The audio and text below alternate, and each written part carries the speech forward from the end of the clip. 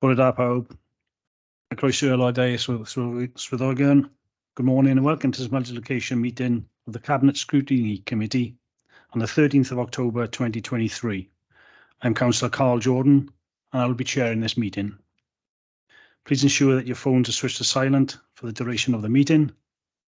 And in addition, could I ask you, if you need to ask a question, can you please indicate by raising your electronic hand via Teams? If present in the chamber, please raise your hand. Moving on to agenda item 1. I propose that we resolve to exercise the powers set out in section 35 of the Wellbeing of Future Generations (Wales Act 2015) being designated Overview and Scrutiny Committee for this purpose as approved by Council May 2015. Can I please have a seconder?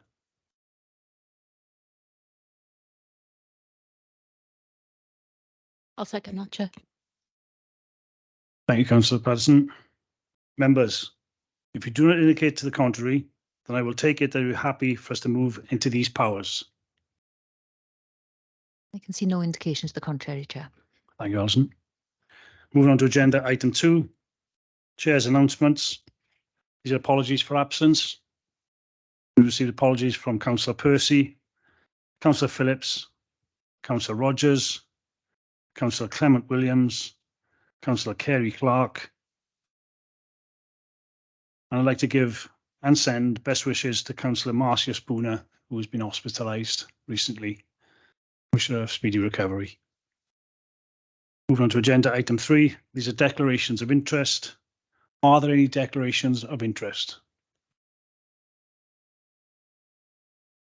I can see no indications, Chair. Thank you, Alison.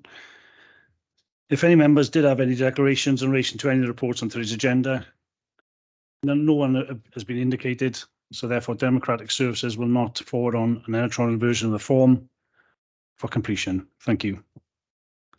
Moving on to agenda item 4, which is the Neath Talbot Wellbeing Plan 2023 to 2028, which is a progress update of the Wellbeing Objective 2, all our communities with thriving and sustainability. There will be 2 presentations on this item today.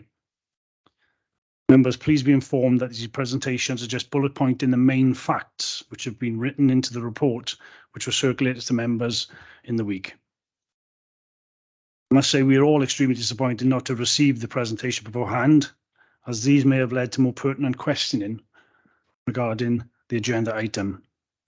I will now hand you over to Nolwenn Daniel to introduce the item. Thank you. Diolch, Cadeirydd. Thank you. And bore da bawb. Good morning, everyone. So the purpose of this committee meeting today is really to provide you with an update on the Neath Talbot Public Service Board Wellbeing Plan. The Public Service Board has the responsibility to publish and deliver on a wellbeing plan for its local area.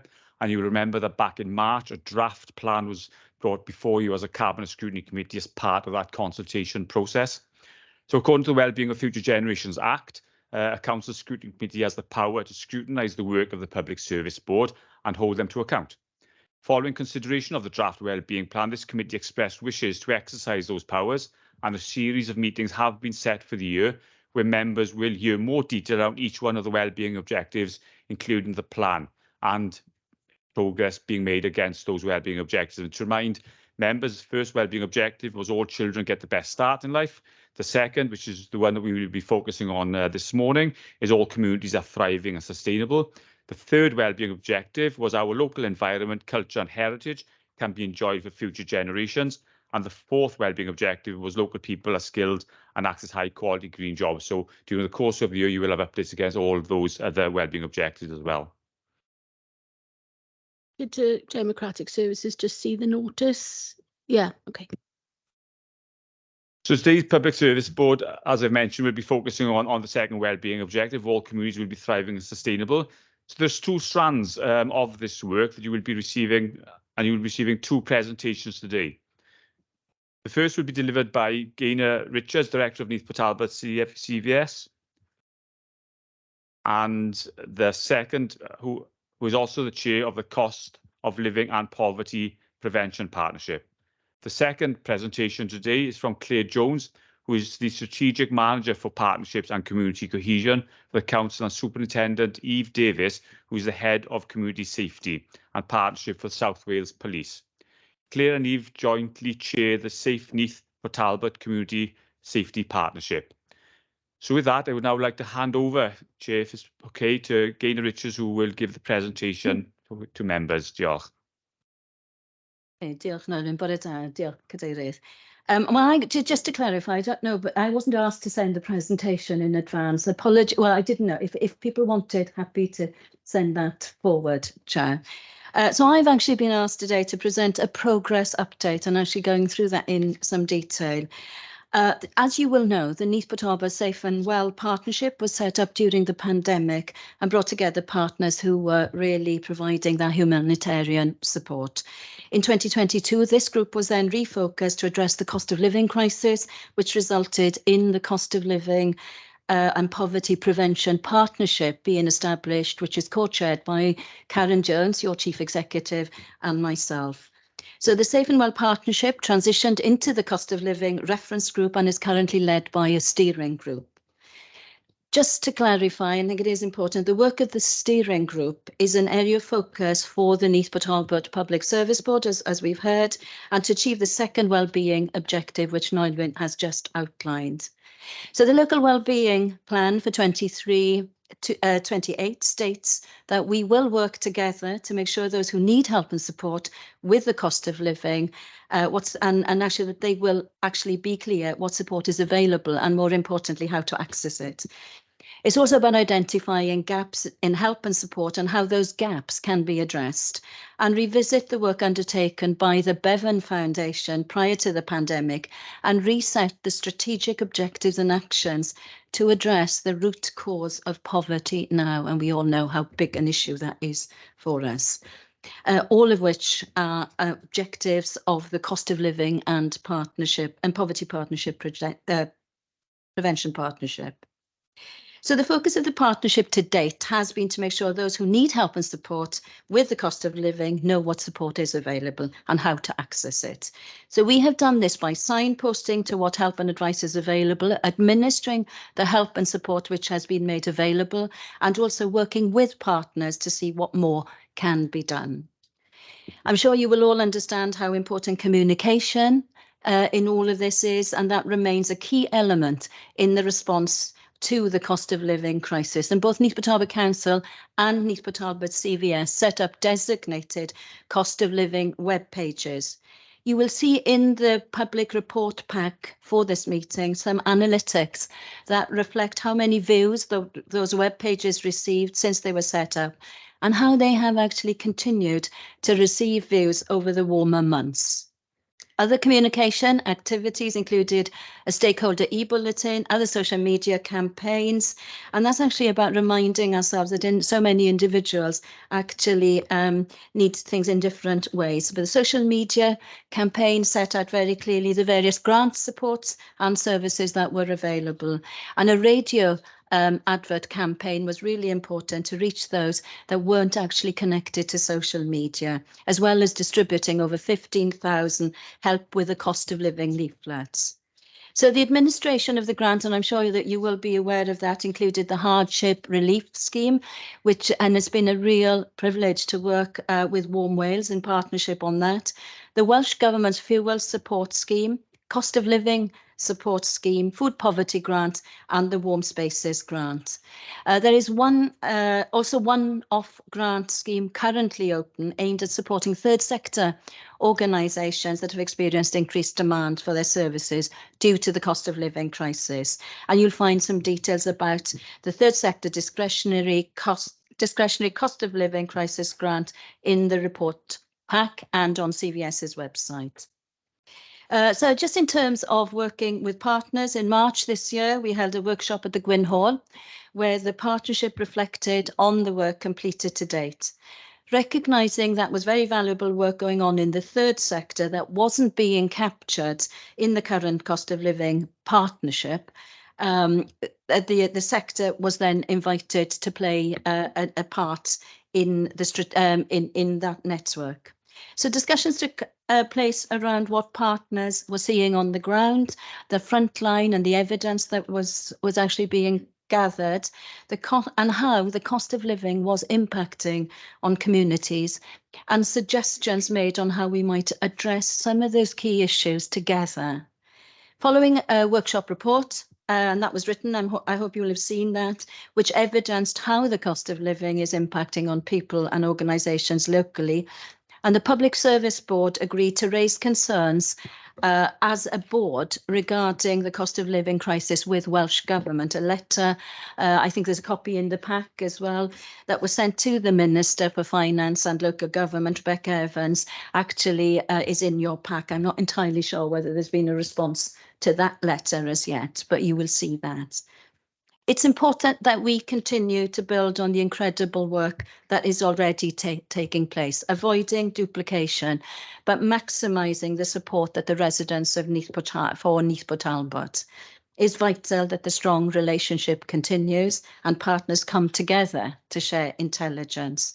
On Tuesday of this week, we held another cost of living workshop, this time in the Princess Royal Theatre.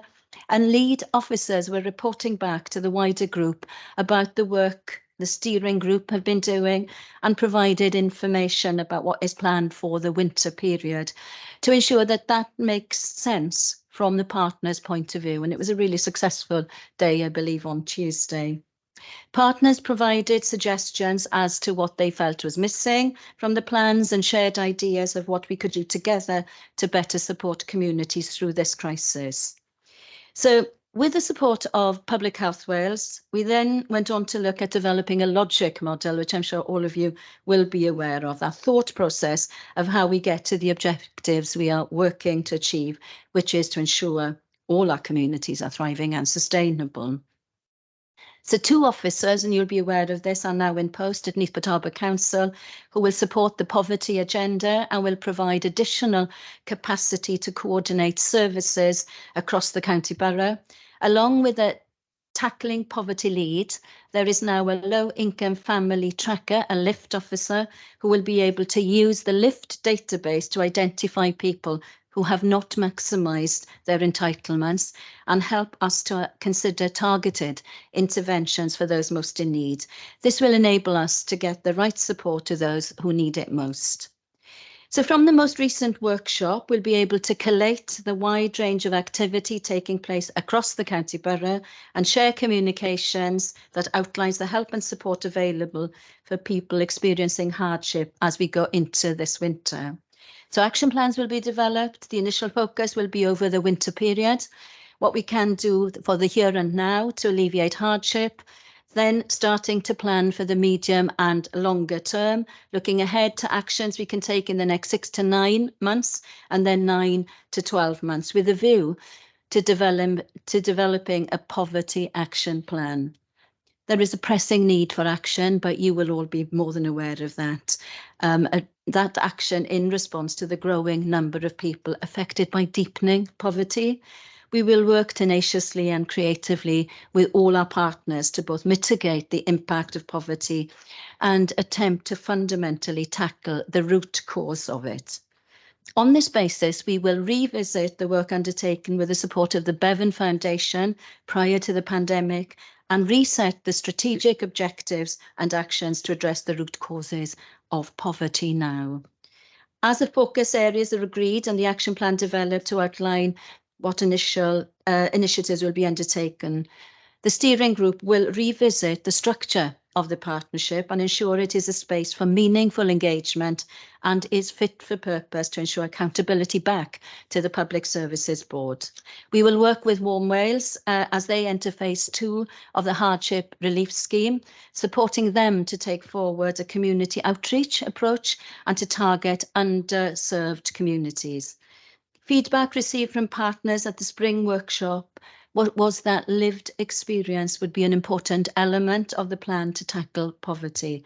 We will be researching methodologies for obtaining lived experience of poverty and considering how lived experience could be used to inform the longer term strategic objectives. We will continue with a logic model by gathering information from this week's workshop. This will help us to develop a clear agreement of our aims and how we will achieve them. It will also help us to form a detailed plan for monitoring progress and evaluating success. So just quickly to summarise our next steps, feedback from this week's workshop, along with the identified key themes, will be captured in a summary report. Partners will have an opportunity to make further additions to that report before it is presented to the steering group, where priorities will be agreed. An action plan for winter 23-24 will be developed, focusing on the here and now. Then we will look at identifying the medium to long-term actions with a view of developing, as I said earlier, a poverty action plan. To ensure accountability, evidence the activity taking place to address hardship and how we are supporting the second wellbeing objective. We will be reporting back to the Public Service Board on the 23rd of January. Diolch, Cadeirydd. Diolch. Again, I'd like to say thank you for your presentation. Members, are there any questions? Councillor Patterson? Thank you very much, Chair. Yeah, I'm in support of everything in the report. I mean, it's work well needed, and I'm in total agreement that it should be done. Having said that, a lot of the statements here, I'm not sure are obtainable by the board, you know, by the council and all the partners, especially Wellbeing Objective 2. All our communities will be thriving and sustainable. By when? That's my question.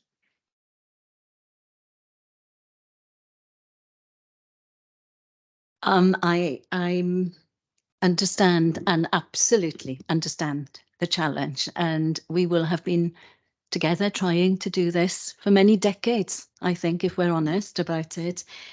I guess it's about that we have to be, we have to actually give some hope, I think, and we actually have to be ambitious for our communities. We don't know by when, and that's for the local authority, all partners together to do that. The targets have been done in partnership with all agencies, but with a range of officers. And I think that's the bit about the lived experience that we need as well, because we really need to understand poverty will be different to different people, want it as well. I share your concerns about how achievable, but all we can do is to try, and the logic model, I guess, as well, is one we hope will help us focus on the timescales and the targets in there. And we would welcome the support of all our elected members, obviously. Chair, may I come back? Yeah, thank you. I totally get it too. I just think maybe the wording of things, I mean, I'm all for giving people hope. But I think false hope is worse than no hope at all. And I would argue with the wording of it. We will strive that all our communities will be thriving and sustainable, or we hope to, but all our communities will be thriving and sustainable, I think is an aspiration a little bit too far in the current conditions. I mean, I'm not saying not ever, obviously, we all want that, but I just have a little bit of an issue with the will rather than strive to or whatever. Thank you.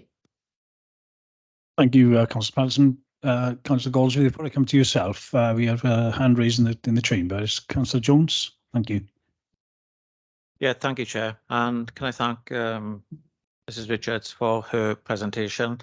I suspect, Gaynor, that you were not at the meeting when a representative was actually nominated to come here, so I appreciate fully that you are representing a part of the PSB and a part of the sector. I do have concerns. I was looking at page 35 of the report, the feedback from the cost of living workshop, and I picked up on the fact that there was a second feedback last Tuesday in the Princess Royal Theatre. I would have liked to have seen if that report was available, part of this documentation, because I would have thought it would have been as important to have that fresh feedback from these workshops. But if I focus on page 35, there are areas of it concern me. I think the gap between those that are receiving benefits, which is inadequate for them to survive with the current cost of living crisis. But I think we tend to forget those that are above the threshold of DWP benefits, but not making sufficient monies to be able to survive. And sometimes they are in a worse situation than those that are on benefits because they fall into that gap.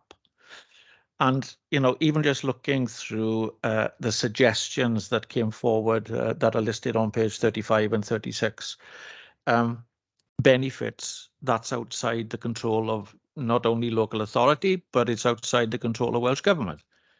Windfall tax is UK government.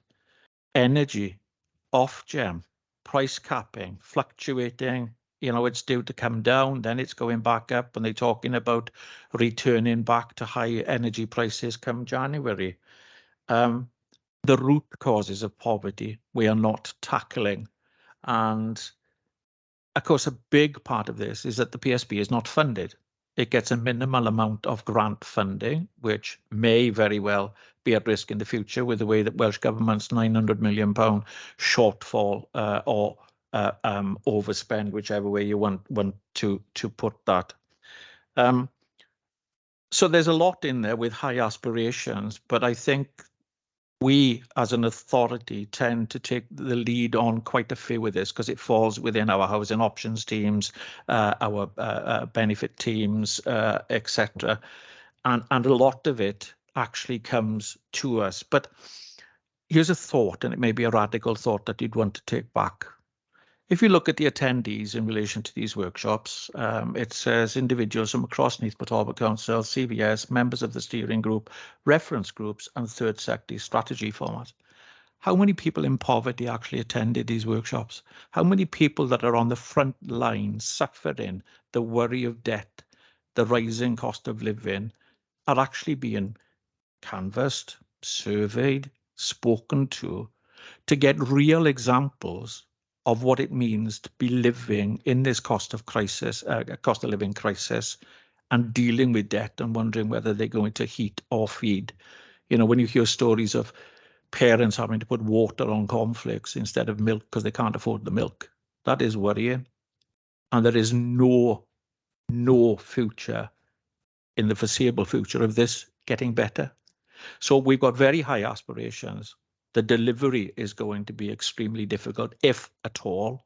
You know, there's some great ideas when Titanian strip and empty a house for an ex-tenant, if there's white goods in there, to leave the white goods. I think that is really good. That's an excellent idea. But we've been trying to get Titanian to leave disability grant facilities where houses have been adopted and paid for by the authority, to leave all those adoptions in, but they strip them out and they may be brand new. So there's a lot of work there. And if we think that Titanian has over 5,000 people on a waiting list just to ordinary house because they don't meet the criteria, we are trying to push a P uphill with our nose in order to achieve the top of the hill.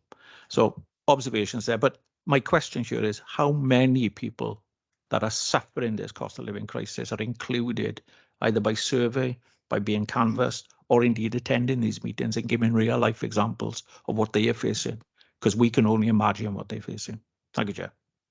Thank you, Councillor Jones. Anyone come back in? Thank you, Councillor Jones. I'll pick up on a few of the questions you've asked them and the references and the observations you've made.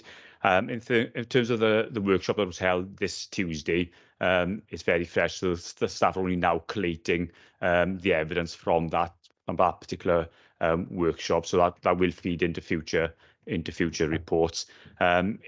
For me, it was quite a humbling experience to listen to all the fantastic work that our third sector and council staff are doing in relation to trying to address the cost of living crisis and preventing poverty. It's a very valid point you raised with regards to, and it did come up actually on Tuesday, the benefit that we would have of having real life case studies and individuals there with us. And I think that is something that we will be doing at the next workshop. Because there's nothing more humbling than to hear it from the individuals themselves in terms of what they're actually experiencing on the ground. So that was something we acknowledged on Tuesday would have added a lot of weight to the workshops. We will certainly be feeding that into our future plans. I guess in terms of how many of those voices have we listened to and heard, we obviously just completed the Let's Keep Talking survey, and I know that's got up to nearly 1,600. That's still being analysed, so I don't know how many in terms of the parts of the community that will have fed into that in terms of in the cost of living crisis. But what I do know is that at the top of the list in terms of what concerns people now was the cost of living crisis. So clearly it's factors very highly in terms of the priorities within our local communities. I think you're absolutely right in terms of recognising that there are a number of families, etc., who just outside who don't receive welfare, but also in that poverty bracket. And I think the group on Tuesday certainly recognised that. And I think that is another area where work needs to be focused in terms of ensuring that we do cover all bases when it comes to the work that the authorities are doing and our stakeholders are doing. I myself went out to Moor Primary School in the last couple of weeks and met with a group of parents there and heard the fantastic work that is going on in the communities with that group of individuals. Quite again, they were very tenacious, and their ability to be adaptive in terms of dealing with the challenges all the families had in the area was fantastic. And so I was an opportunity really to listen to individuals who are suffering in terms of that kind of cost of living crisis scenario at the moment. I don't know if any of my colleagues have anything else to add to that, Gaynor, do you mind a moment? Okay, deal. Can I just also go back, because Councillor Patterson, I didn't, the wording you were saying, we will certainly take some of that back and we will look at that and answer your question earlier on. Yeah, we will do, thank you. Councillor Jones, I mean, in answer to your question, we don't know how many people are living in poverty, because quite often they will be working alongside us. We'd have no idea, if we're absolutely honest, people in this room today, what that feels like. And that's why looking at involving people with lived experience, but that's a challenge too, isn't it? Because why would people, lots of people want to tell us about some of that. So it's a challenge, certainly, and I would hope that our elected members and members in the third sector with us would be able to pass on some knowledge and information they have, because you are very rooted in your communities and will be connected. We have had a conversation about the possibility of setting up it sounds so grand, doesn't it? A Poverty Truth Commission that's happening in Swansea. It sounds rather grand, and I think it is. It's costly to set it up. I think it was about £40,000. We made a decision that we could spend perhaps our money wiser in Neath Talbot by putting that into where it affects people most. So there's a lot of those things going on. But what we do need to do is to try and find a way of talking to people who are going through the hardest of times. We have our local area coordinators, we have our community development people on the ground.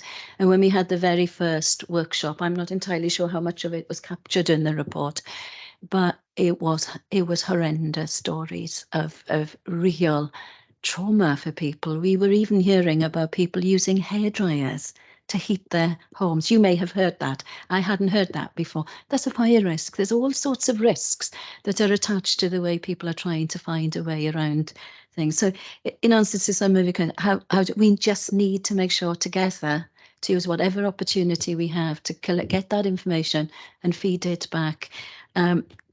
Combating poverty. I can remember standing up in the Princess Royal Theatre 20 years ago, talking about child poverty in this area. And the situation now is much, much worse. We know that. So individually, no agency will be able to tackle this alone, but we have to work with our communities and actually try and find the best possible solution. I think the point you were making as well, so much of this is out of our hands. It's out of your hands as elected members, Welsh Government. So, there is a huge responsibility on UK government for this as well. So the lobbying that needs to happen, the letter that went from the Leader of Council, I believe, to Welsh Government is one step, but it's much, much bigger than that. So, it is a challenge. We understand that, and it's about together. So the comments are really helpful. We'll feed it in, and we'll actually be coming back, hopefully, if you ever want us to, together. But it is huge. Come back in, Councillor Jones. Yes, thank you, Chair, and thank you both for the explanations. I don't need to say, Gaynor, that I'm an avid supporter of the CBS, and I'm an avid supporter of the work that's done collectively and individually by your organisation. I think perhaps, and take it or leave it, the Let's Talk campaign is too narrowly focused in relation to obtaining information from our communities. 1,600 out of a county borough of over 60,000 people in just this area, let alone the whole of the county borough, is not a good return in relation to getting feedback. And I think that as a council, we've got to take responsibility to make sure, because we're the ones that are dealing with people that are with the benefit teams, our homeless teams, those that are suffering. And I think we've got to start extrapolating that information from our teams and focus on the real life stories that you talk about. The Let's Talk campaign is too narrow. A year ago, the previous administration set up a £2 million hardship fund under the auspices from Carol Clement Williams as a way of a futuristic look at the cost of living crisis that we knew was coming. Our budgets are now being squeezed. I dread to think the budget that's coming forward next year. I really do. Those problems are then knock on to the CBS, to grants.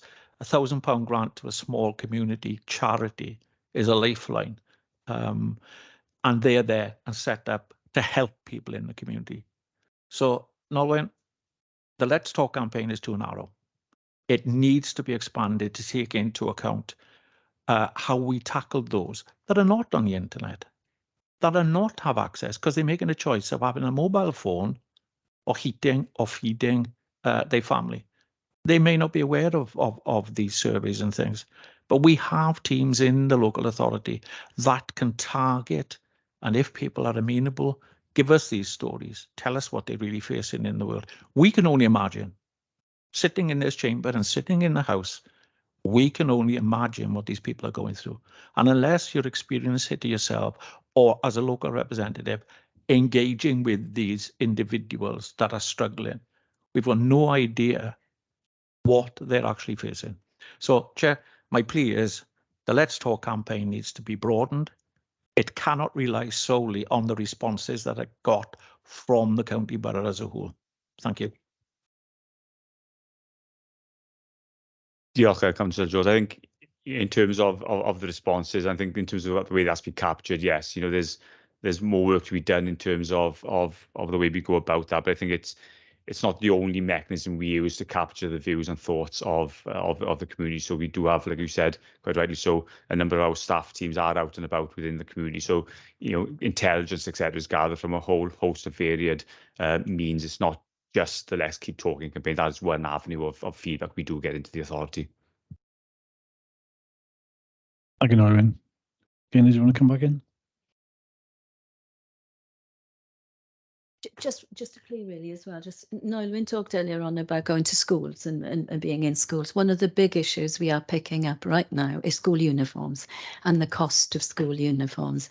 And I just wonder if there is something, I appreciate that's a school issue, but people are finding it incredibly difficult to actually have those very specialised school uniforms, and parents are in despair at times. Maybe we could actually talk to schools, or you could, we couldn't, but you could, to ask about maybe relaxing some of that at this point. I don't, but it is a massive issue, the cost of school uniforms.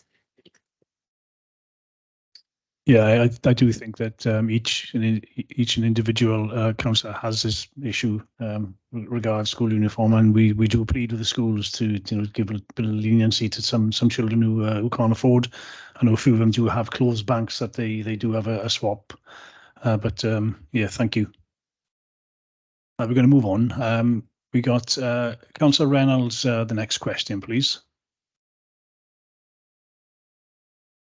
I was unsure whether to leave my comments to the end of the whole session. I mean, we were told there were 2 presentations, so I'm a bit unclear where to come in because it's on the generalities of everything.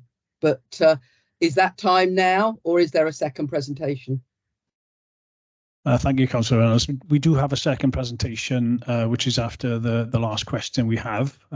So if you want to keep it until the completion of the second. I wanted to comment on the whole aspect of the development, and it seems silly to do so halfway through. Thank you, Councillor Reynolds. We'll hold your question until after the second presentation, if that's all right then, okay? Thank we're you. going to bring in Councillor Galsworthy, please. On in all, thank you. Obviously there's things that have been said that I was planning, but as well, many people know obviously my personal journey, especially yourself, Gaynor. We've been through the ups and downs, my tears and tantrums, as you know. Well, this week, funnily enough, I've actually been trying to clear out some of the stuff I've got in the house, which goes back to 2006. There was lots of policies from lots of organisations, from Welsh Government down to the local authority. And I started scanning through them. And the majority of them are exactly the same type of wording and everything that's actually still in today's documentation. We then get budgets, we then bring extra staff in with new titles and everything else. And the only ones I see that are still suffering are those that actually are in poverty. I think we could actually change things overnight when we had COVID. Yet even though we know these people are still suffering, and before COVID even come, we don't actually put things quick enough in place because we're too busy writing documents or actually talking about it. The amount of seminars or workshops and whatever that have been done by different teams or same teams over the years, and we still haven't got it. I have actually been asking for months and months and months about our IT database system. That is the Bible here. It's where we actually get out and we knock every single door in our communities, not relying on people to come. It's the same as budget, and we have low percentage of turnouts unless there's something in there that affects a lot of people, whether it's closure of libraries and things like that. At the end of the day, me personally, I've given up now, and I'll be truthful with you all. I can deliver things in my ward a lot quicker than those who are paid massive amounts of money and salaries, and I can do that in days. And now is the fact of, it seems as if I want to go on a mission myself sometimes, because even though, like recently when we've been looking at social impact bonds, I couldn't find anyone in Wales that could actually help in that situation. And that, I believe, is the future going forward, where we can help actually start rebuilding our communities, like the spirit of 45 of the Labour government back then after the war. That's what we need, is that approach, and that's the way we're going. The people themselves have lost trust in everything, from politicians to governments and everything else. And I think we need to start thinking in that way and doing things differently. But I'm sorry, but I'm not seeing anyone doing. We preach about innovation and doing things differently and everything else. And I'll tell you now, it's all still stagnant. We got regional partnerships. We've got this, that, and the other. And honest to God, I haven't got a clue what all of them are up to these days. So God help the person that's actually, you know, Joe Blogs on the street. Residents, if I haven't got a clue, and I'm the chair of social services, then how on earth has Joe Blogs out on the streets got any idea? So that's my bit of a rant this morning. Sorry, it's not obviously all praise and that for everyone, but I gotta be honest, I'm not impressed. Many thanks for your observations, Councillor Galsworthy. They have been noted. Thank you. Well, why hasn't anyone going to come back with anything I've said then? What about noted? I don't get that bit, to be honest. Yeah. Thank you, Councillor Galsworthy. We do have gainers going to come back in. I think what I'm going to do, Councillor Galsworthy, is actually agree with you, because you know that. And I think if you sat with me in either public service board meetings, I think Noelwyn was in a steering group that heard it fairly recently, I've actually been saying the same thing for 25 years. I've been here for 25 years. And I think I said earlier on, I remember talking in a conference in the Princess Royal about the levels of child poverty here. And I think, it's a real frustration from officers as well about the new structures that are constantly being set up. You mentioned the Regional Partnership Board. Life is too important to spend your time on hours and hours of reading documents and in meetings that don't take us anywhere. So actually, you will know where I'm coming from. You will know me from a very long time ago, and the team at CVS. We absolutely share your frustration. And I guess I keep saying I'm on the same merry-go-round that I've been on for the last 25 years, and we need to stop it. And together we could probably make a better difference, but we have to also get Welsh Government and UK Government to actually be able to stop some of the other priorities they're putting on us that diverts us away from this real priority. Thanks, Gaynor, for your honesty, and a catch up soon. Are you happy with the response, Councillor Goldsworthy? Yeah, perfect. Because I know that me and Gaynor are on the same level playing field. But again, it's not just about me and Gaynor. It's about everyone being on the same vision pathway as us. And I know many of my colleagues actually feel it as well. But it's about that change. And again, we are not changing. So who is responsible for creating that change to stop the same thing going on? Because when Gaynor refers to it as a merry-go-round, I call it the roundabout with no junctions. We need to be creating them junctions. And the way in which I see it going forward now, we have to have a shared state-of-the-art database system that does a continual analysis of every single resident going forward, that we know who are in poverty. And we've done a training seminar as councillors not so long back. And I asked a question because it was about poverty. And I asked them to define what was meant by poverty.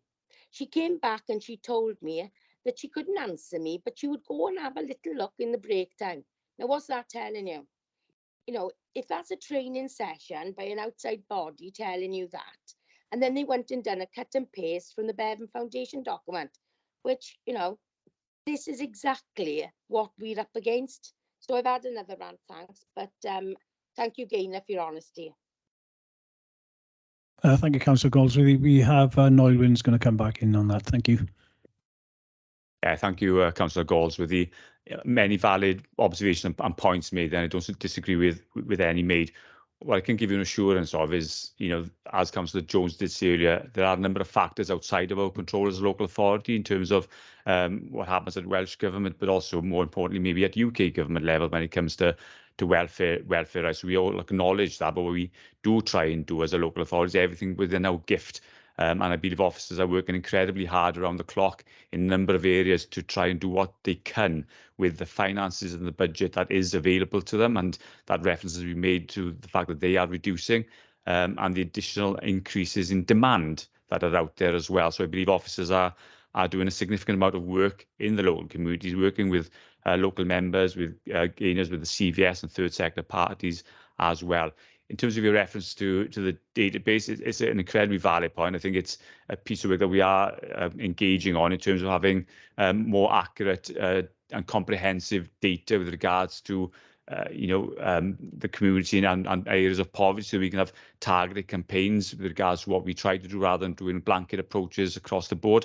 So that is a piece of work that we are looking at carrying ahead with, so that we do have that intelligence, and whether it's in a database or not, but we do need that detailed intelligence. So that is, Councillor Goldsworthy, something that we're also working alongside.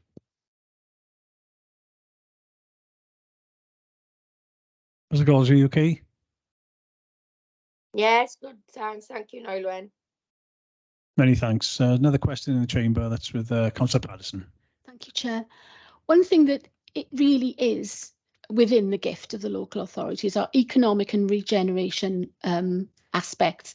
And this council has in the past and is going forward now has really excelled in that, to the extent that, and I know about the planning issue here, is that we are a net importer of commuters to jobs that this council has helped to provide well-paid, and that is the answer. In some ways, it's quite a simplistic answer, but if you provide people with well-paid, skilled jobs which they have pride in, that is one of the ways you can lift people out of poverty. And I'm frustrated, and I'm sure officers are frustrated in this council a lot of the time, but I have to put my hats off to the officers in the regeneration teams of this council. We've got the GCRE, the Wild Fox, we've got the City Deal, we've got the Freeport now, and our officers have worked night and day to try and get those projects forward. And I think because there's so much we haven't got control over, I think we need to shout out and say that this council's economic regeneration team are second to none, and I'm so proud of the work that they have done in the past, so that going forward now, and it's brought its own problems because you haven't got enough houses now for all the people that we've made jobs for, but you've got to start somewhere. So I just wanted to say that there are some things that are under council control, and we've done very well in them. Thank you, Councillor Patterson. Noel is going to come back in. Thank you. Yeah, absolutely well said, Councillor Patterson. I think it's quite aspirational in terms of the regeneration projects that are on the horizon. And at the last Public Service Board, we had the 4 companies in to present to members of the Public Service Board, because exactly as you say, that's one avenue we can use to try and move ourselves forward in terms of the potential prosperity that could bring to the area. And there's a lot of work to be done in terms of ensuring that our communities are ready for when those opportunities arise. But there's a chink of light there somewhere, and we just got to make sure that, you know, when we bring those developments into the area, that we retain that wealth within the county, that it doesn't leave the county. I think that's very much on everybody's radar. But thank you. Thank you, Noel. If everyone's happy with that, we'll move on to our second presentation. I'd like to welcome from South Wales Police, Eve Davis, and Claire Jones, Strategic Manager of Partnerships and Community Cohesion. Thank you. Thank you, Chair. Eleanor is going to share the presentation. My apologies, it wasn't shared in advance. We weren't aware that had been requested, but we'll certainly note that if we're called back for another time. Chair, thank you for the opportunity to update this committee on the work of the Community Safety Partnership in helping achieve the ambitions of the Wellbeing Plan. This presentation today is going to be a team effort. Superintendent Eve Davis and myself will talk about the Community Safety Partnership, and Eleanor Wellington, our fabulous Principal Officer for Community Safety, will bring those words to life with real life examples.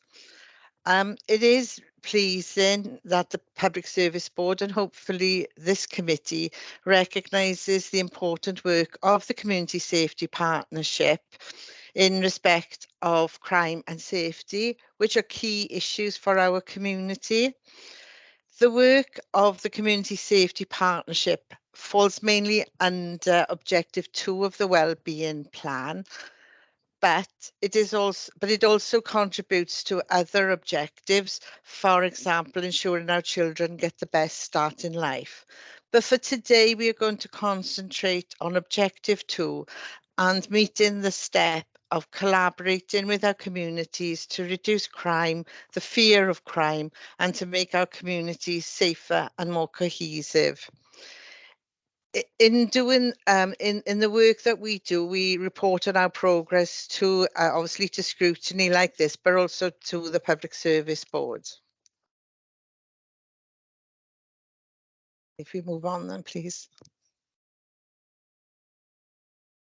I'm sure everyone is aware of the work of the Community Safety Partnership, particularly those who attended the event yesterday in Port Talbot.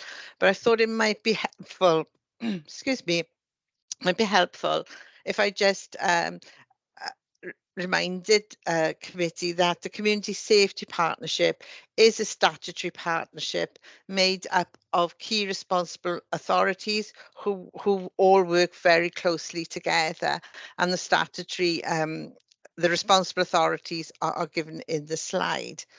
It is also good to know that the Community Safety Partnership is well supported across the council, with representation from key services such as trade and standards, environmental health, safeguarding, social services, and other departments as well.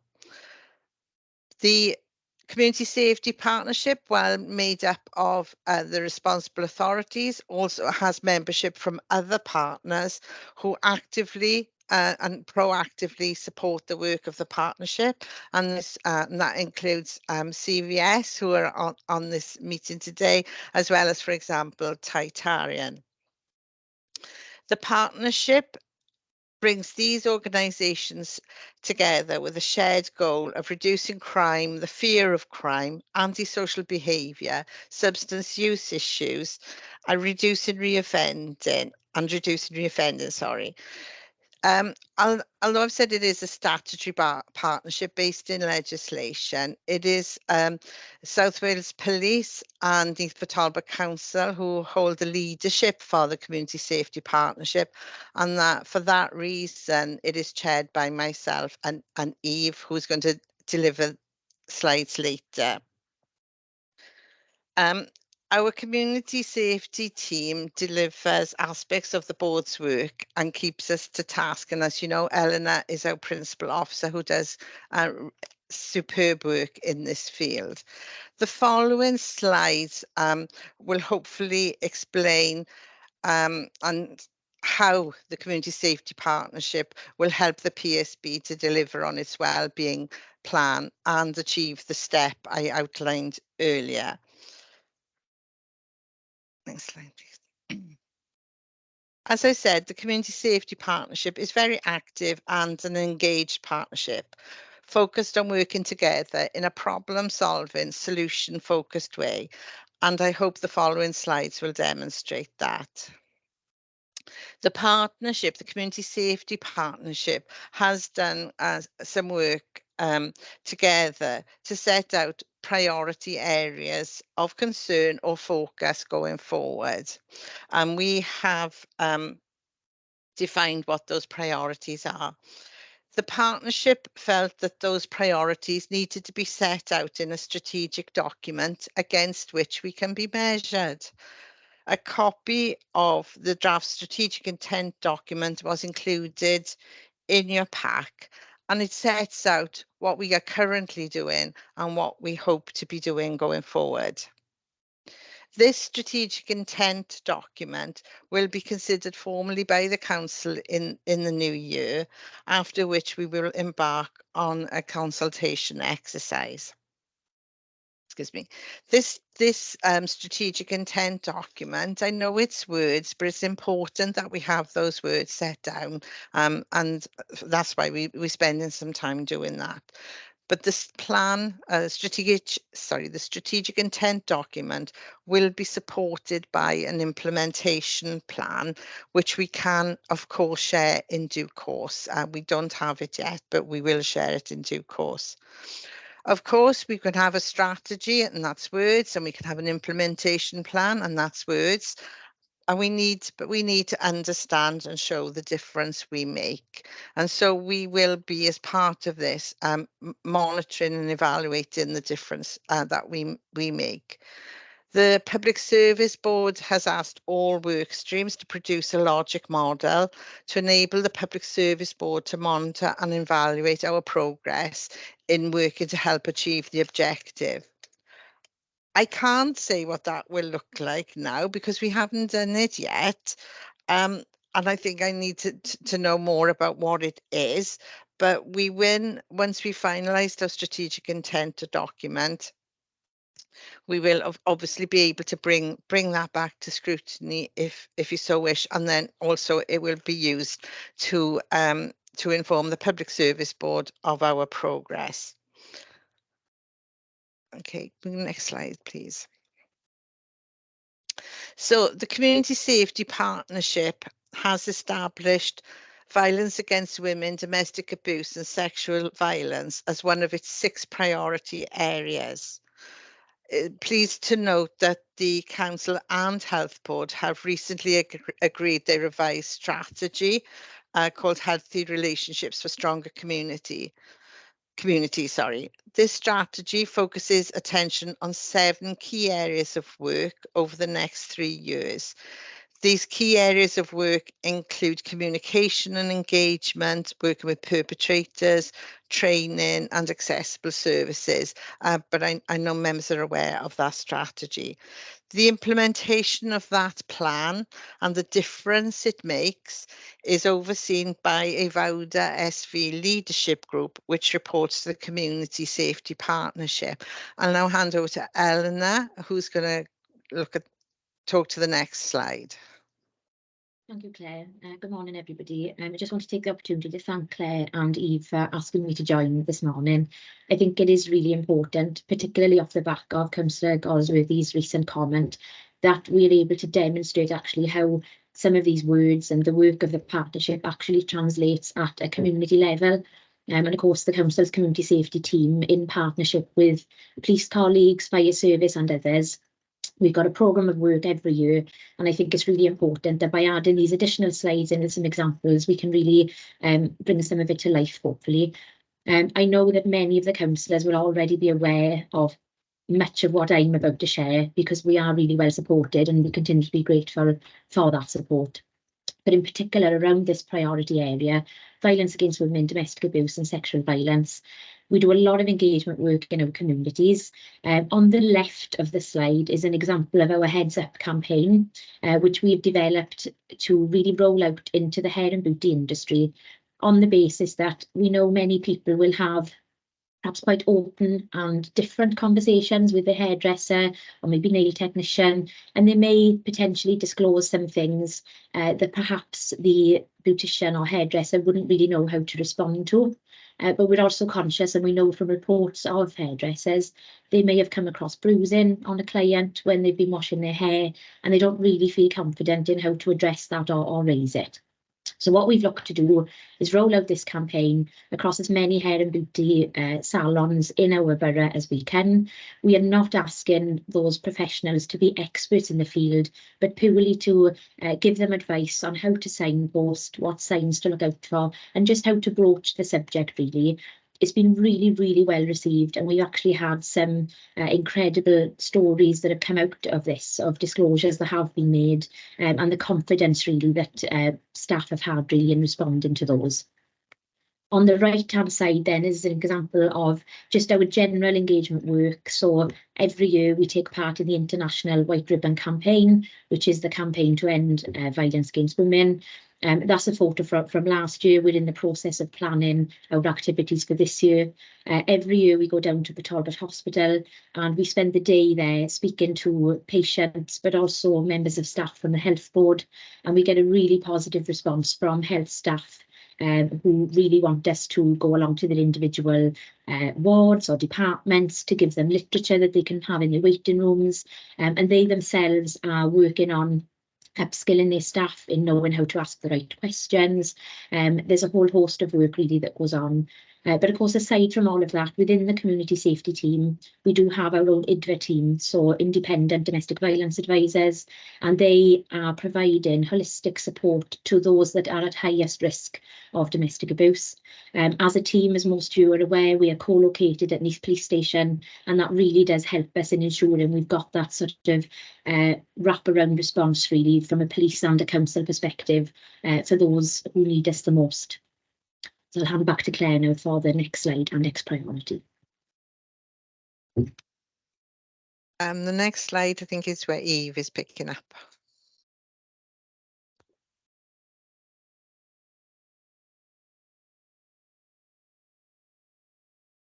Eve, you're still on mute. sorry, just having a few technical problems. Bore-da, Chair, Bore-da, everyone. Good morning, all. I'm Superintendent Eve Davis. I think I recently spoke to some of you on another meeting locally, so lovely to see you again.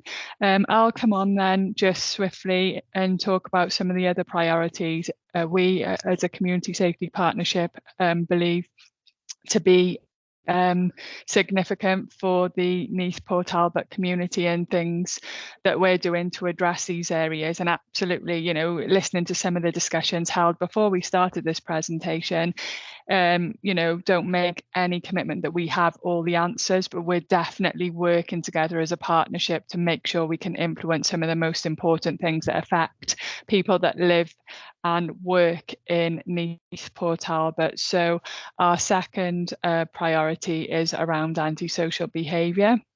That probably isn't going to be a surprise to anyone listening to this.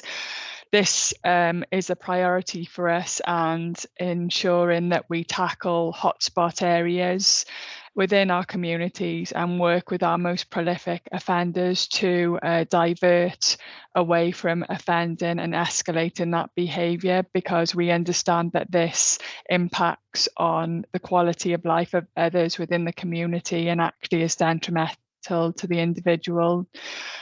We've got the benefits of things such as Op-Gout Tweed, which we've utilised in Neath City Centre, which has been used to address antisocial behaviour, and that actually had links to some gangs, and Op Sentinel, which actually identifies 5 years worth of data, shows us hotspot areas, and then we can, as a partnership, work towards tackling those areas that are pinching our communities. Also involved engagement with communities, as is really important that we recognise and listen to what actually constitutes antisocial behaviour. It's not just linked to the youths of our communities, but also can include a variety of other issues such as fly tipping and other things that impact on quality of life. A new antisocial behaviour leadership group will be established and will be reportable to the Community Safety Partnership to ensure that these issues are understood, they're being addressed and they're being monitored, and we can actually see the impact of some of the good work that you'll hear about shortly. And that also includes case management of meetings. And I know that Eleanor's going to update you on some community events that have taken place, will continue to take place, including mention around the Hangout, which I'm sure many of you are aware of, and also Crucial Crew linked to young people impacting on ASB in a positive way. Thank you, Eve. Yeah, again, just some examples here for everybody in terms of our engagement work that the community safety team are conducting, and we're well supported by our local PCSOs and other colleagues in this work that we do. So on the far left is an example of just one of our day-to-day engagement events, really. This was one that was held in the Neath Town Centre area just outside of Morrison's. And this type of approach with police colleagues, RSLs like Tautarian and Pobble, is replicated in all of our town centre areas, but also in some of our hotspot areas across the borough. We are quite a small team, so it is sometimes a struggle to make sure that we're able to get everywhere all the time. But I know that many of the local ward councillors are in touch with us, and we'll always endeavour to come out as soon as we possibly can and engage with residents. We always have a really good level of engagement with our residents, even if they may not be experiencing any issues themselves. I think it's really important from an awareness raising point of view that people understand what antisocial behaviour is and how they can report that and what they could expect if they were to make a report. It's a good opportunity for us to engage with residents about a whole host of other issues as well. In the middle, Eve has already referenced the Hangout project. So this is a pilot project that we started in March of last year, and this has been fully funded by the Police and Crime Commissioner, but it's been coordinated by us in Community Safety with incredible support from our youth service. This is in the centre of Neath, and it's in response to quite a number of incidents of young people in the town centre. When we did some outreach activities with them, they were telling us that they didn't really want to engage with existing services and what was already there. So whether that be our usual youth clubs, or other things that were available in the community. And all they really wanted was somewhere to go and somewhere to hang out, hence the name of the project. So all we did was source a venue that was not like our typical sort of community centres. It had a different look and feel about it. And what we've done is just provide phone chargers, Wi-Fi, there are Alexas there, there are computers, we purchased a PS5.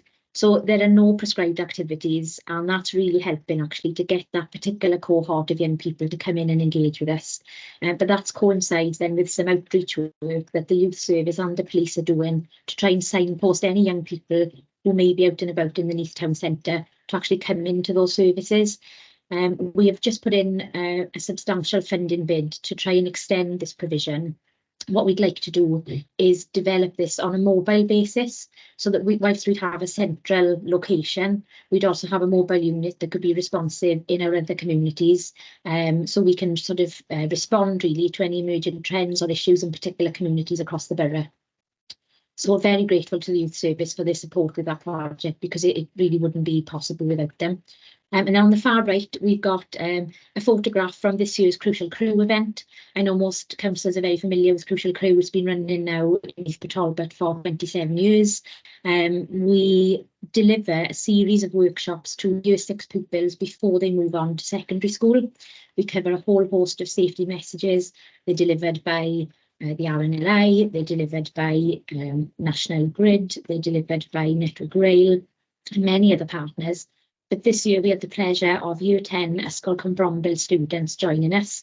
They delivered a presentation, a drama presentation on antisocial behaviour, which was really emotive and a really high impact drama production, which was really, really well received by the children. And what we find is that peer education is a really good tool in our box, because it is better coming from other young people than it sometimes is coming from professionals.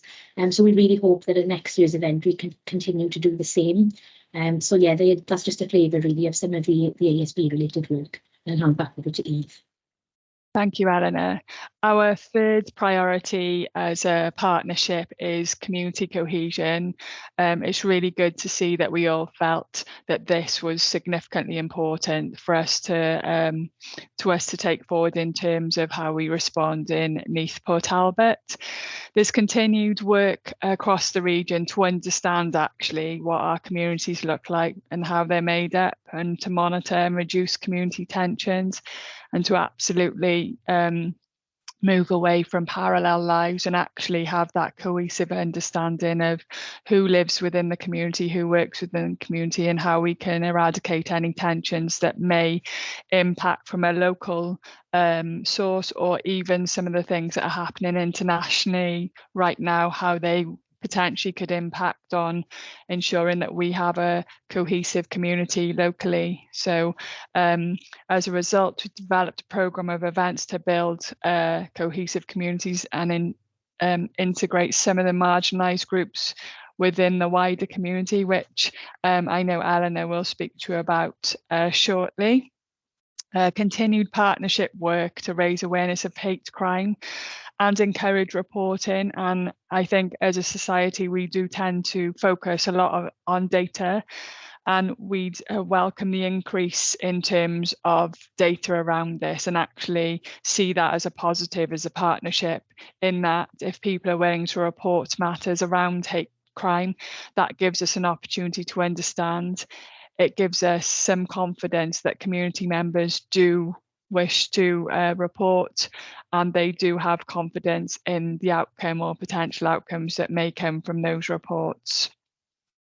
So developing initiatives, activities and information sharing to engage with the diverse members of the community and promote cohesion, working closely with BME Community Association. This is important in terms of taking members of the community on this priority journey with us. And I think that's vitally important as a group, that we understand that it's not our partnership journey, it's a journey of the community, and what that looks like is not what we think. It's about consulting our experts, our tactical advisors who understand things that perhaps we need to understand better, absorbing the issues and planning for the way ahead. Reporting also on community tensions, themes and potential impact and how this affects our local community to provide support, reassurance, and ultimately we're aiming to protect the public. I know Eleanor will discuss some initiatives such as Hate Crime Awareness Week, which is very impactful, and Chai and Chat, which happened locally. So over to you, Eleanor. Thank you, Eve. This slide is a bit busier than others because it was really difficult to just pick a small selection of some examples we've got around community cohesion.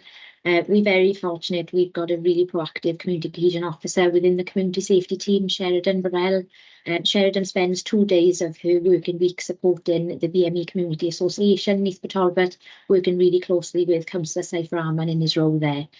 So just some examples on this slide then. Chai and Chat on the left there. This is something that has been developed in partnership with CVS, Neath, Talbot, group of colleges and various other partners. The group are meeting every week at the moment and having different speakers to come in. It is primarily women that are attending, but from a variety of different communities across Neath, Talbot. We've got about 20 to 25 regulars now, which is a real success story for us because these are sometimes particularly difficult groups to try and reach out or engage with, and that's for a number of different reasons, as we know. So we see that as a real positive, and we look forward to continuing to support that initiative. In the middle there is an example of just one of the events we'll be doing for this year's Hate Crime Awareness Week. So with some funding, we've been able to offer a free film screening of Hairspray, as there are a number of hate crime related messages in that film. We did something similar last year with The Greatest Showman. Every ticket went, it was really well attended, but we did make sure at the start and at the end we had our usual engagement stalls so that people are coming to speak to us about any concerns they may have, but that we can also raise awareness of hate crime during that event as well. Just earlier on this week, we had the Black History Wales 365 event in the St Paul's Centre, a really well-attended event. Our Chief Executive, Karen Jones, was one of the speakers there, amongst many others. So again, look forward to doing similar things going forward. And just the photographs then at the top right, this year was the first time that Neath Talbot had celebrated NPT Pride. Unfortunately, as most of you will be aware, we did have some negative press around this. But again, unfortunately, that's not unique to Neath Talbot. But as a result of that, I think it's sort of brought into focus really that we need to do more awareness raising around hate crime and the impacts of that. And we'll be looking to hold an all member seminar in the new year where we can raise further awareness on this particular topic. And just bottom right is the Mayor's Interfaith Afternoon Tea that took place earlier on this year, just in recognition really of some of the community support really through the pandemic. It was, again, as you can see from the photograph, really well attended. But we've got a series of events. We've got a programme running. We do some work regionally as well. So we've got a community cohesion coordinator in Swansea Council, and all of this work is funded by the Welsh Government Community Cohesion Grant. So whilst we're able to do a lot of good work in our community, it is not impacting our team's budget position. But we do, of course, have the support of Sheridan in that role as well. Thanks, Eve. Thank you. Our fourth priority is defined as substance use. As just a bit of background in terms of this, Western Bay Area Planning Board's responsibilities, we're aware of the commissioning and development and delivery of the substance use service and is a strategic board for substance use, fulfilling responsibilities of the CSP in respect of substance use strategy and commissioning, but at that regional level.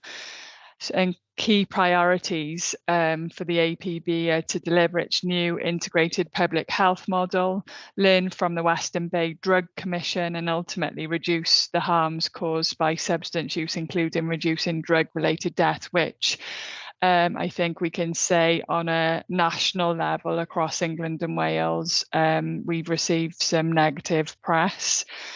The CSP will lead in respect of all enforcement issues, but it's something that we just felt was significantly important in terms of it being included as one of the priorities for the partnership.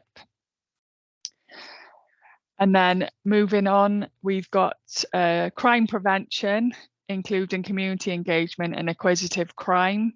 So developing a programme of bespoke engagement events to speak to local residents about issues of crime and antisocial behaviour in their local community. I know I previously mentioned Operation Sentinel, and this is something that sits alongside that. So understanding, engaging with residents and find out what is important and what issues are at the heart of the local community. Also raising awareness of crime prevention campaigns and initiatives which the team, community safety and partners have developed in response to local information and intelligence and any emerging trends that might have happened locally or nationally. And there's a series of bi-monthly community safety tasking meetings. And I know that Eleanor's going to share some information now about, as the Safer Glyn Neath as an example, amongst Paws on Patrol and Feel Safe scheme, etc. Thanks, Eve. So on the far left of the screen there is an example of a new approach that we've been trialling this year, where we've been doing these place-based bespoke engagement events. So we did the first one in Britain Ferry. We looked at what the intelligence was telling us there, some of the anecdotal information we'd had from residents and community groups. And from that, we were able to decide which key partners we needed to take along with us. We used the Vernon Hub in Britain Ferry. We had a number of different partners there, and again, really well attended. So the example on the left is a Safer Glyn Neath. We saw over 100 residents that day at the event. Again, we were really well supported by partners. But what we're finding is by naming the events after the area we're going to, it is really giving the residents a sense that this is about them and it's about what matters to them. We use it as a really good way to engage with residents about the issues that they may be experiencing. But as I said earlier, it does also allow us a really good opportunity to talk about some of the other campaigns, maybe to raise awareness of particular trends in the community that they might not be aware about. But of course, we've got to take a gentle approach. We don't want to frighten people about things that might be going on. So there's a real skill, I think, for the staff and the PCSOs in how they link in with their residents. In the middle, I know many councillors would be familiar with our Paws on Patrol scheme. This scheme has been running for a number of years now. And again, it's a really light touch way of us engaging with residents about some really serious issues. We think of it as a modern day take on a neighbourhood watch type of initiative, where we're asking our residents to be the eyes and ears in our communities and to report in the issues that they see when they're out and about, perhaps on their daily dog walks or other activities. We did during the pandemic, I'm sure many of you will remember that there was concern about an increase of dog thefts. So in response to that, we did some dog theft prevention, advice and information, and that led to us having many, many more members join the scheme. It's really successful. I know Claire Jones, who's also delivering this presentation, is perhaps our #1 fan, but it's a really, really good tool that we can use to engage with people. I often say if we went out with a banner, come and talk to us about domestic abuse, come and talk to us about hate crime, people would be really reluctant to come over. When we talk about just a neighbourhood initiative like Paws on Patrol, we've still got some of the literature and merchandise about other topics, and it really does generate those conversations, which is great, really. In terms of the photographs then, on the right-hand side at the top is Operation Bang, which stands for Be a Nice Guy. And this is our annual bonfire night and Halloween campaign. On the basis that that time of year is not necessarily fun for everybody. And we know we do see more reports or more issues of antisocial behaviour in our communities. So this is a police-led operation, but it's always really well supported by us in community safety, by our police youth volunteers, by the fire service. And that photograph there was at an event last year. This year we'll be launching Operation Bang in the Aberarden Shopping Centre, again as a partnership event with a whole host of literature. And it's that early intervention and prevention work that we find is invaluable really for things like this. And then bottom right is an example of yesterday's same resident event that we held in the Princess Royal Theatre. I know many of the councillors on the call today were in attendance, so we're very grateful to them for that.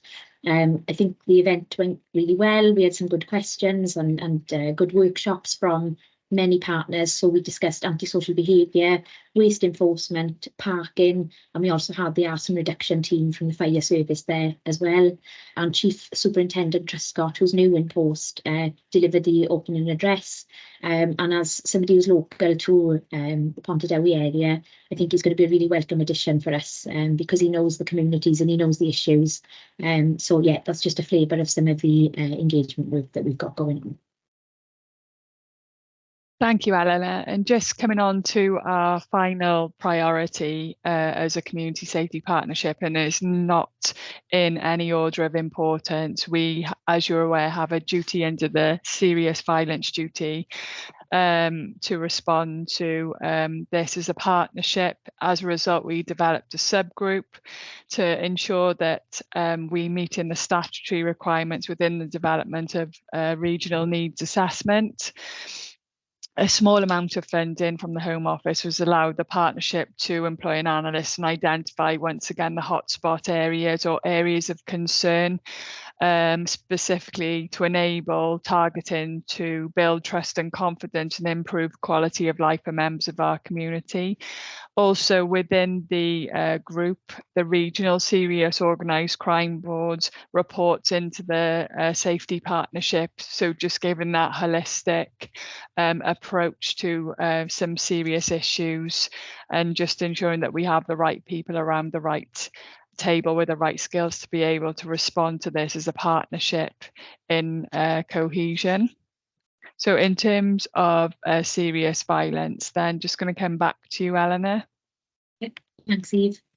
Okay, this is the last slide for me. I know that Eve has touched upon Operation Sentinel a number of times throughout the presentation this morning. Off the back of that, we have recently received some money into the community safety team, which is all about that visibility in communities and an increased presence. And I know that the police will have additional support to have designated PCSOs in areas that have been identified as hotspots.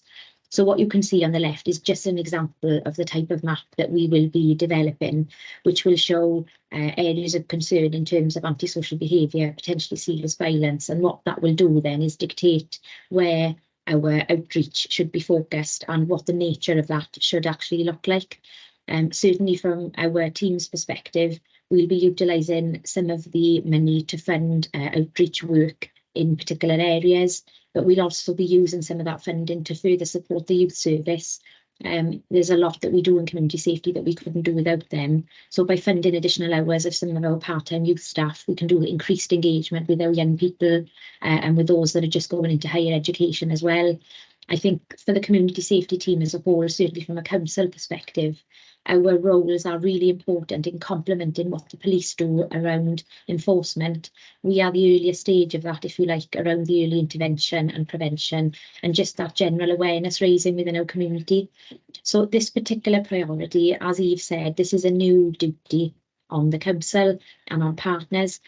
So we are just about to meet for the first time with our subgroup really that will decide what the analyst is going to look at, how we're actually going to structure the work around some of this. And obviously we'll be reporting that back to the Community Safety Partnership. But of course, we'd really welcome the opportunity if councillors would be interested that we can keep you updated on some of that and perhaps present at a later date on what the shape of this serious violence duty is going to look like for Neath and Talbot. Thank you. Thank you, Eleanor. And then just lastly, just for everyone present to understand that our partnership is that all communities will be thriving and sustainable. So understanding that the portfolio is growing hugely, crime trends and fear of crimes is changing, the landscape looks very different to a few years ago. We do have a challenge to keep abreast of some of the issues that we've discussed throughout this presentation and ensure that we best support local communities to prevent and reduce crime and tackle antisocial behaviour across Neath and Port Talbot. Thank you for your time.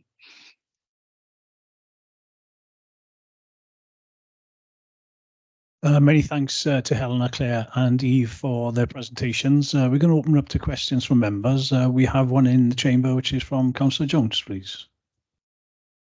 Yeah, thank you, Chair. Can I thank Eve and Eleanor for the presentation?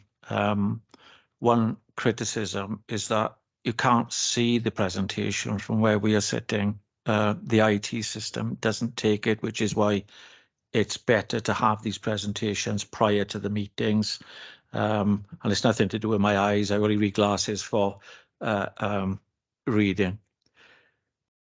I've sat here and listened to the lengthy presentation, and I know from first-hand experience the amount of work that goes in both by our community safety teams and police officers in relation to the work that they are trying to achieve under the community safety partnership.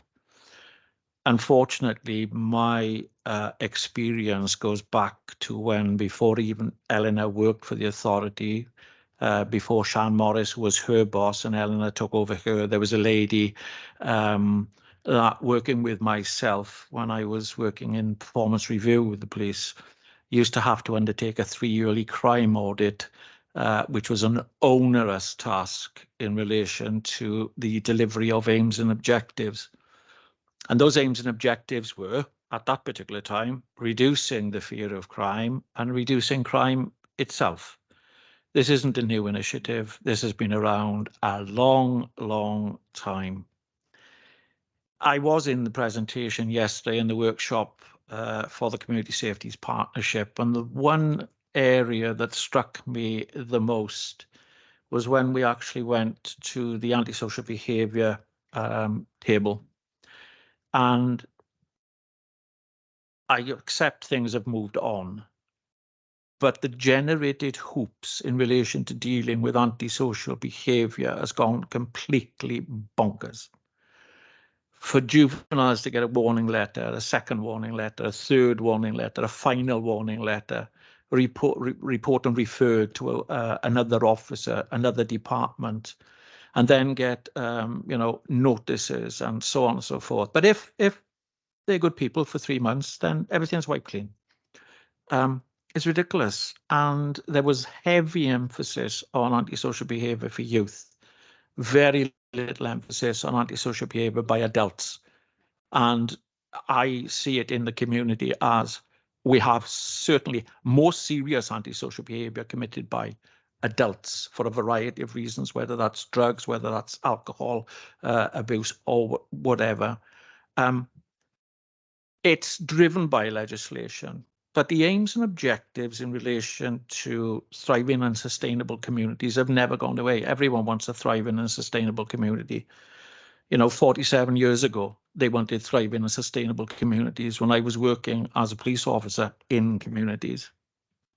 And the experience that I've got of the subjects that we're talking about, I used to co-chair with Alan Michael, the WLGA Regional Community Safeties Partnership, and we were driving this a while ago.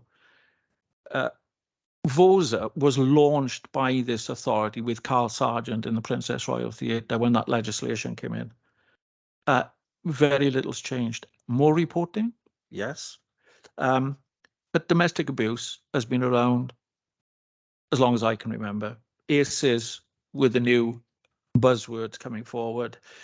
Sexual violence, we've only got to look at the news yesterday where an NHS worker is now reporting the sexual harassment and abuse that she received, training. It's been around years and years and years. It's interesting you have this hairdressing scheme. I would probably say 25% of my casework comes from a local hairdresser. And I will certainly support that and advocate for that, because she passes my name on, or she passes the client's name to me, and we resolve and look after issues. So that is a very good initiative, and I welcome that. But the other thing I want to praise with our community safety team, recently I had an antisocial behaviour issue regarding a building, and with one phone call, Eleanor and her team got the arson reduction team, got the crime reduction officer, got the neighbourhood policing inspector and the antisocial behaviour coordinator to ring the premises. And that happened within 3 hours of me making the email to Eleanor. If we can work at that speed and at that intensity, we are certainly on a winning thing. Crucial Crew, I got involved in Crucial Crew 20 years ago. I was part of Crucial Crew as a serving officer, and then subsequently would visit, and I'm pleased to say that I've been most years, and it is a good and valid thing. But what we seem to do is when we get a new problem driven either by guidance or legislation, we set up a committee. And if we have to deal with new legislation, we set up a discussions group to set up a committee. We're not actually dealing with the problems because Eve mentioned about data.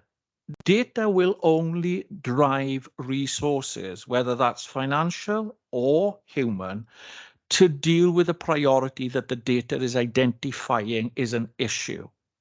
And once we start concentrating on data too much, we take our eye off the ball because something else will then manifest itself that'll change the data, which means that we then got to change our priorities.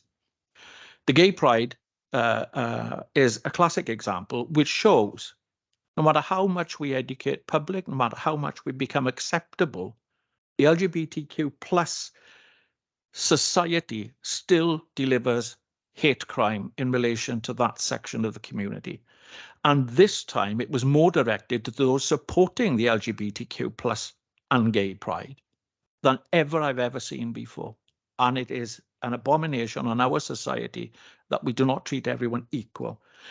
But what do you do about it? It's an inbred condition. And Eleanor, you mentioned about the Britain Ferry. When the Public Service Board was set up in 2017, again, I chaired the first Public Service Board, Britain Ferry was targeted then as an area of antisocial behaviour. It became a priority. To hear that we're still doing this 6 years later and having a new initiative again shows that that problem hasn't gone away and shows that we need to deal with these in our communities. And I just use that as a personal experience.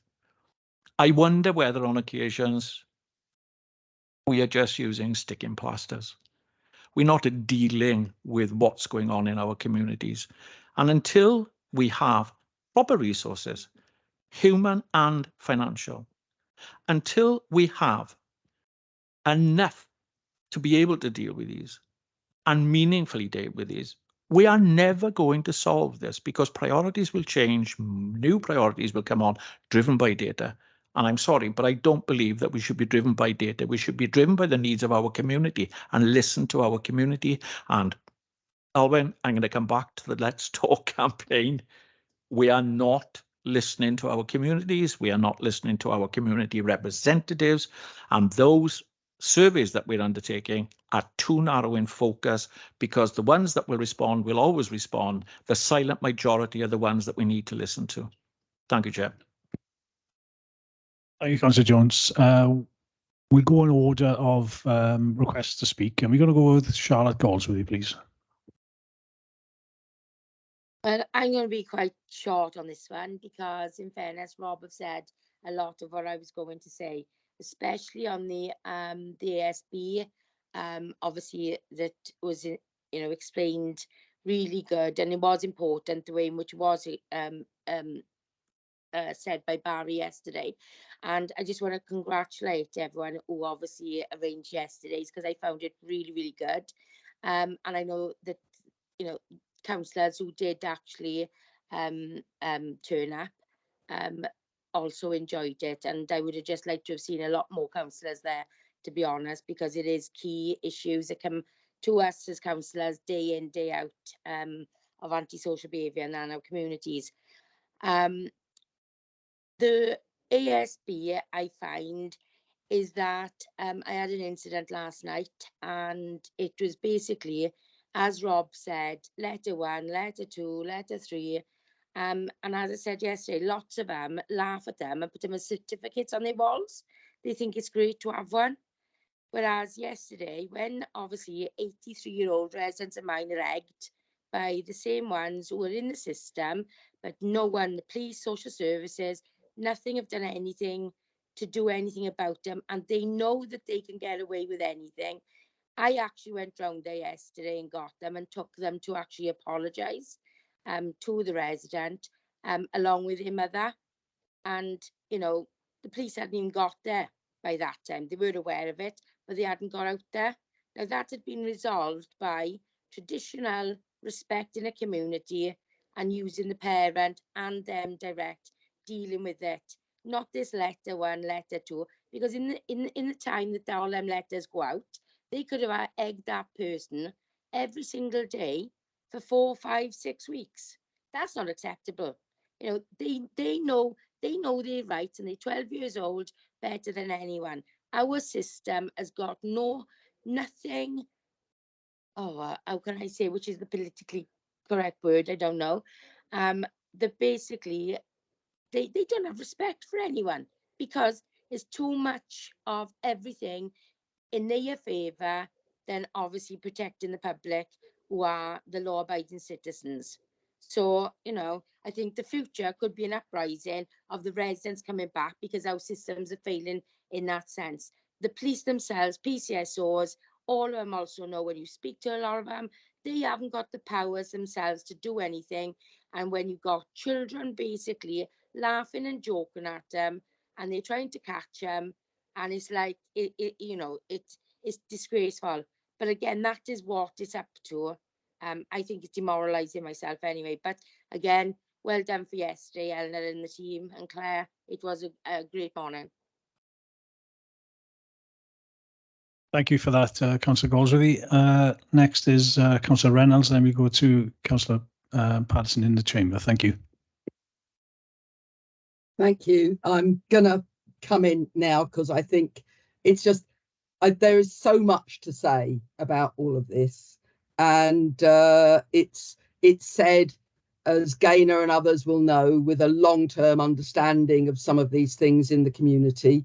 34 years I've been working in my own community and have been involved in community development in that community, and prior to that in others. So, you know, and I've known Gaynor and others for many years.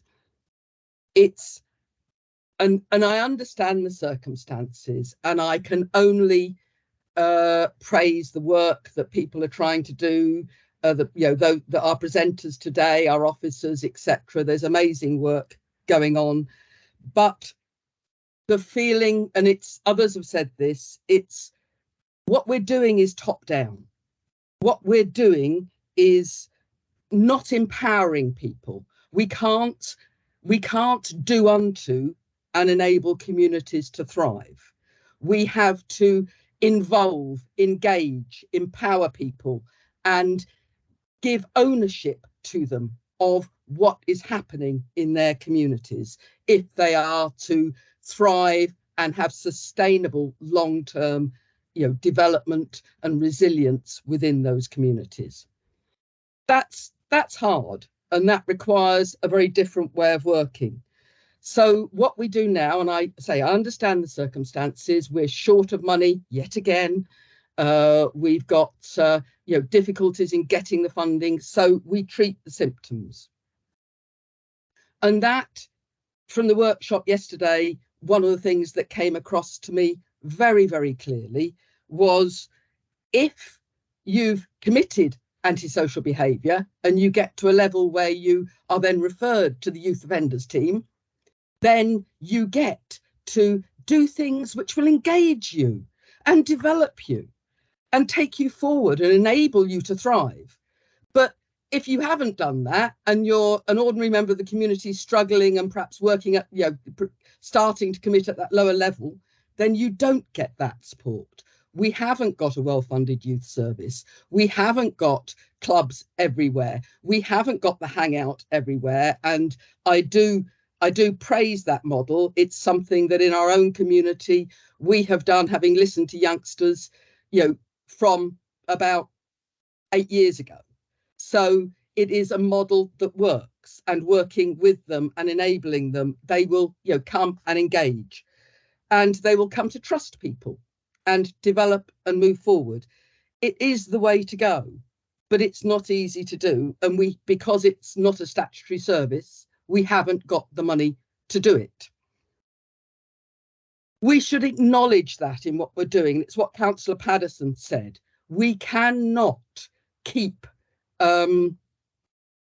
saying we will do this. We should acknowledge that we actually can't do this, but we are trying to. And we don't acknowledge that. We don't acknowledge that the only thing we're managing to do is treat the symptoms and not deal with the causes and the underlying social need. So, we can't deal with that at the moment. We haven't got the money, but there are things we can do, and we can do better. And I think one of the things that we've got to focus on here is what can be done, not just moaning about where we are. And one of those things is that, we can, or various of those things, is that we can actually not just listen to people, not just do let's talk and hear from those who will be willing to go online and make a view known, the people in the community with the skills, with the confidence, with the willingness to engage. But we can look at involving people and working with them where they are. We can actually engage with people and go out and do that better. We can listen to those who do engage with people better. Yesterday, it was a great morning. It was very informative. I got terribly frustrated because I was listening and being told things, but there was no opportunity. The time wasn't there. The ability wasn't there to feedback, to discuss, to workshop ideas, to do anything. So all the knowledge that people like myself and others might have in that room was just, we were being talked at. And, we need to listen and involve those people. We need to involve the community groups, not just pull them into the odd workshop every now and then or the odd network and Gaynor, you do the best you can.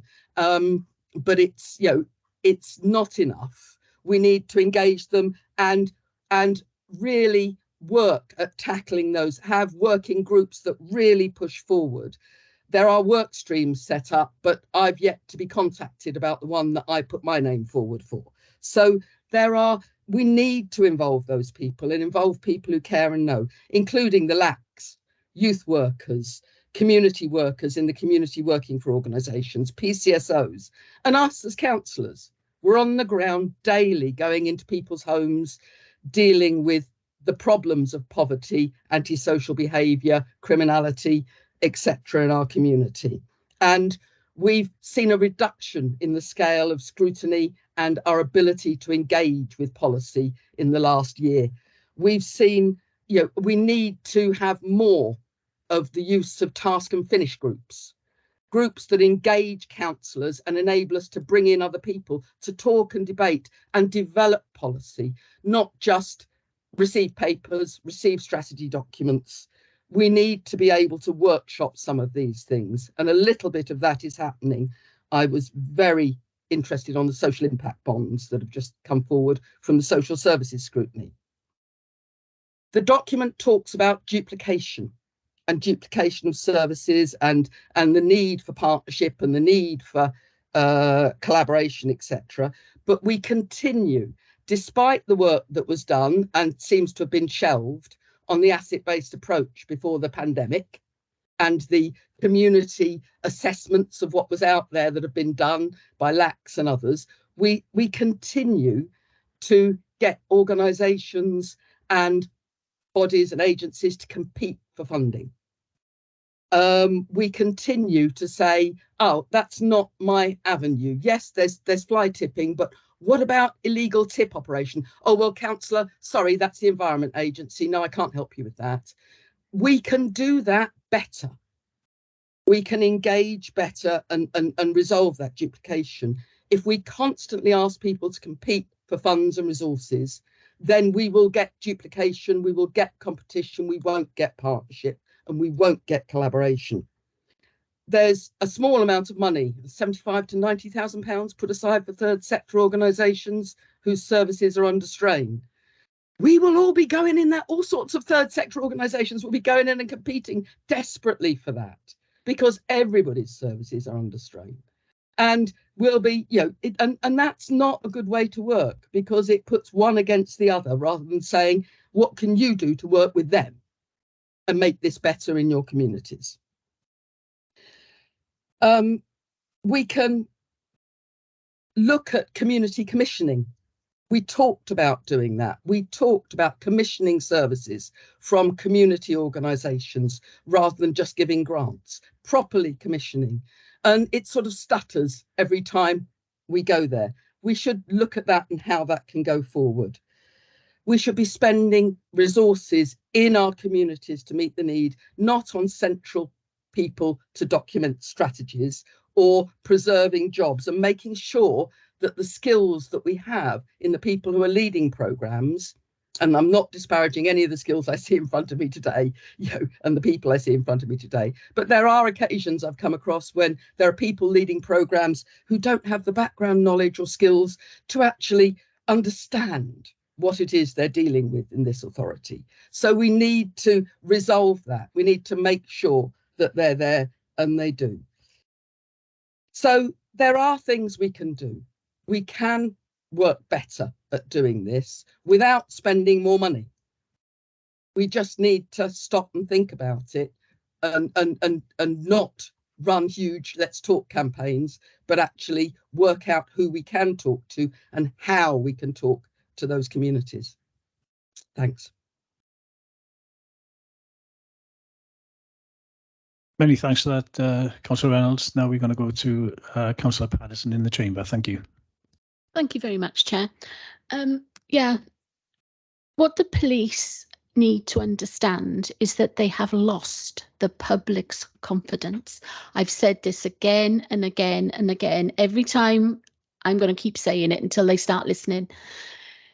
It's no good coming to the council with data from a survey that says that something like, and might be wrong, but 56% of people feel safe. But that's just of the 2% of the population of Neath Port Talbot that actually responded to that. The people that, like us, who work on the ground, they hear people every single day, and becoming aware of something does not stop it happening. These awareness campaigns, people in the public know what's going on. They may be fearful of what's going on, but just having an officer explain to them that the resources are such that they can't actually make a difference to their problem. For the police, that means that they've responded to that complaint, and it's more or less over. Lots of people I speak to, and I did say this to senior officers in council, so I'm not just saying it today, they just been put on hold, or they don't hear back for. You've lost the public. You say that you police by consent. Well, I'm wondering for how long, because people are not feeling safe. And at the moment, we've got bus companies stopping routes. More people are walking around their areas. More people are going to feel a little unsafe. And it's not rocket science. We don't need committee after committee after committee. What we actually need in this country are proper services. And that's what's wrong with it. And just tinkering around the edges and walking up and down escalator is not going to help. And I'm sorry to be negative. Well, I'm not sorry to be negative. I'm just repeating what most of the population feel and say, is that it's not rocket science. We just need proper services. And unfortunately, we haven't had proper services, and they've been running down for the last 13 years. So I'm all for trying to make people feel safe and protect the public and have thriving communities, but you need to spend money, government. Thank you. Thank you, Councillor Patterson. I'm now going to open it back up to the three for Eve, Eleanor and Claire, if you want to come back on any issues raised. Thank you. Would it be okay if I came back first, Claire? Are you okay with that? Great, thank you. Firstly, thank you to all of the councillors for your comments and your feedback. particularly for those who attended yesterday, we are really grateful to you for coming along. And I appreciate we had an awful lot to get into quite a short space of time yesterday. If we had less topics together, perhaps we could have spent more time focusing on particular issues. But by all means, please contact me separately, because if you'd like to meet with us and talk about any of your community issues, you know, you're more than welcome to do that at any time. Councillor Reynolds, I agree with the comments that you made, and I think as services across the authority, and you as councillors know, over the years, services have had to be stripped back, non-statutory services particularly. And I find that sometimes we are almost paying the price for that as services that are left behind. We are trying to do more with less. And I think what's happening certainly in recent months and years, we've got a number of new duties coming down the track from national government. None of those new duties come with any additional resource or funding. So when we've already got small teams delivering on things, we've got new duties coming in. I'll give an example. We've got new duties around serious violence. We've got new duties around counter-terrorism. When our risk and threat level is perhaps significantly different to other parts of the country, we are benchmarked in exactly the same way. We're expected to do exactly the same things, and often it's disproportionate. And it can be quite frustrating for us as officers when we know we've got really pressing priorities in our communities that we need to be focusing on, and our resources are sometimes having to be diverted elsewhere. If these new duties came with extra funding, extra capacity, great, because it wouldn't be at the expense of other topics and things that we are trying to cover. So I do completely understand where you're coming from there. Coming back to Councillor Rob Jones at the very start of the questions and comments, I just wanted to come back on something around the data element that you raised. Certainly for us as a team, I know we work alongside the police, but we work very differently to the police. And whilst we do have to have regard for the data, for the reports and the statistics, we are very aware of the fact that we deal with significant issues and under-reporting. And that doesn't matter what community safety related topic we're talking about, whether it's domestic abuse, antisocial behaviour, hate crime. And we know there are a number of reasons that people don't come forward. Whether it's confidence, as Councillor Patterson said, whether it is awareness raising, again, as we've said before, and whether it's because there isn't an assurance really of what that will actually mean, what that will end up with. And we've still got, particularly around domestic abuse, there is a fear amongst our communities that there'll be social services involvement. There are barriers that we're really trying to break down with our communities about what that would actually mean. So a lot of the work that we are trying to do is to encourage people to report and getting people to understand what that will actually look like, and that you don't necessarily have to report to the police. You can go to other support agencies, you can come to us as a local authority. So there's a lot of work that we need to do. But as Councillor Jones said, you know, we just continue to keep chipping away. And whilst sometimes it might feel quite small scale, if we are able to make a difference to people, great. But we absolutely have to do more, and they are huge issues really that I think we're all trying to tackle, no matter what role, whether it's as an elected member, whether it's as an officer or people in the police really. But just again to say thanks for the continued support, because I know many of the councillors on the call, we're in regular contact, and when we want to come into your communities and engage, having your support and helping us to sort of spread the word is invaluable for us really. Thank you. Thank you, Eleanor. Coming back in, Neath. Yeah, just a few points, please, Chair. Just to, first of all, Councillor Jones has mentioned, you know, that the difficulties that we're facing now are difficulties that, you know, we were talking about sort of many years ago. But I would just like to add, you know, that the Community Safety Partnership is focused. We are influenced now that we're probably on 3rd generation unemployment locally. We're on the highest levels of children avoiding attending school. We've just come out of the COVID pandemic. We're in a cost of living crisis. So whilst the difficulties may sound the same, there's a lot of other external factors that need to be considered and can't just be overlooked. In terms of the issues that I think a couple of councillors mentioned around data and perhaps setting up groups and boards, and it does seem quite flippant, the response back in terms of that.